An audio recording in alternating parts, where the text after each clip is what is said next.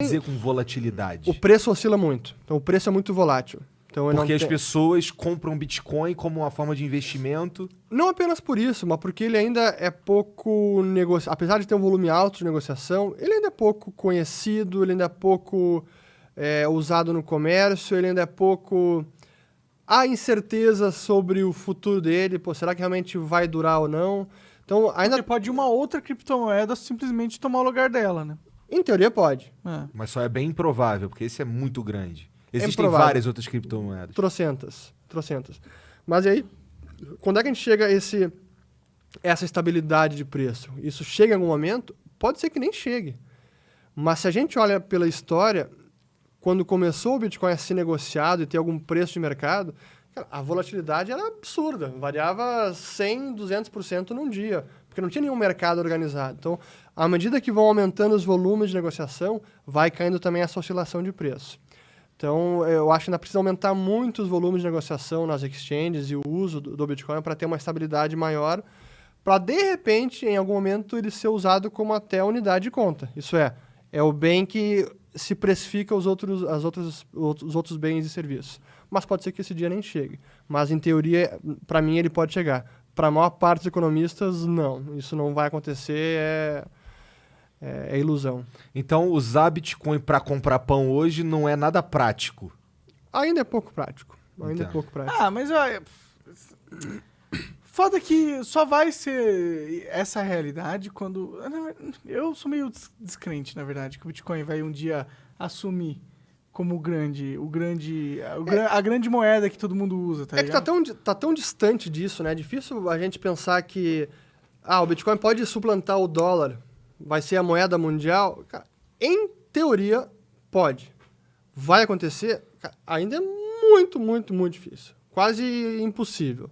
Teorias, as chances prováveis, a possibilidade tem, mas é quase impossível. Porque tem muitas barreiras. Não é nem apenas a questão tecnológica, precisa evoluir ainda mais a rede. Hoje em dia, há limitações de transações, tem outros desenvolvimentos para criar outras camadas do protocolo para prover mais capacidade de transações, mas ainda não está nesse momento de ser o sistema de pagamentos do mundo.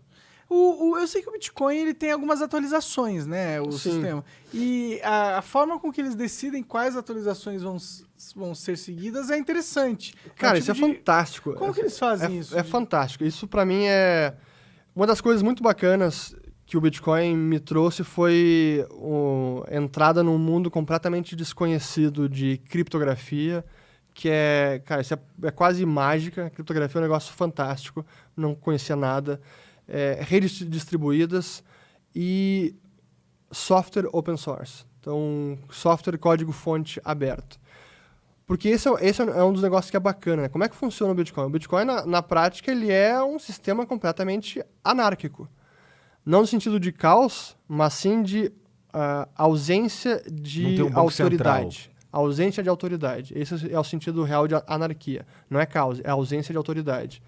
E como é que funciona no caso de software open source? É na base do mérito, no voluntarismo, e todo mundo precisa concordar, todo mundo é um exagero, mas é quase que uma unanimidade, precisa concordar com alguma mudança, alguma correção. Como alguém concorda com algo? Tacitamente, baixando uma nova versão do software, por exemplo. Entendi, mais ou menos. Como se um grande grupo de vai virar meme esse aqui, tá? É verdade. Se um grande grupo de pessoas baixarem um software, aí quer dizer que esse software tá valendo a regra dele, é isso? Não tanto. É aí que tá, porque, cara, essa parte bem foda de entender do Bitcoin. Eu demorei algum tempo. Primeiro, o Bitcoin não apenas é um software open source, mas ele também tem toda a sua base de dados, que é o seu histórico de transações. E todos os nós da rede estão constantemente atualizando essa base de dados e ela precisa estar em sincronia. Então, todo mundo tem uma cópia, todos os usuários conectados à rede têm uma cópia desse banco de dados, que é o blockchain. É o grande livro contábil do Bitcoin. Lá estão registradas todas as transações. Então, não apenas o software precisa conversar, como o estado de transações, esse banco de dados precisa estar em sincronia com todo mundo. Então, tem que ter um consenso quanto a isso também. Se diz que o Bitcoin foi o primeiro sistema de consenso distribuído. É nesse sentido, porque precisa demonstrar consenso entre o software, que eles têm que se conversar, e também o estado de transações. Toda a base de dados essa também. Então, atualizar o Bitcoin não é tão simples assim.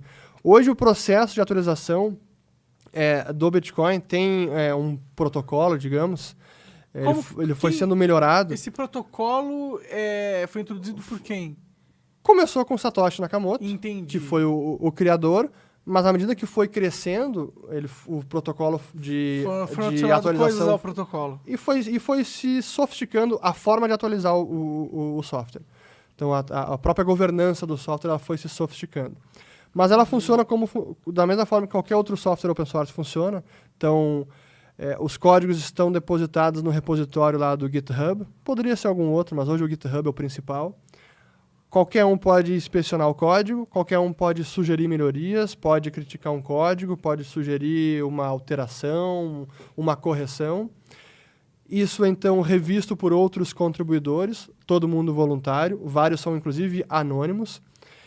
E depois que um código é bastante revisado e há um consenso de que, olha, isso aqui acho que faz sentido, é importante, vamos subir esse código ao software, o código é subido, e aí, depois de mais algum processo burocrático, é disponibilizada uma nova versão daquele software do Bitcoin. Agora é a versão 0.19.1. Beleza, está pronto, podem baixar.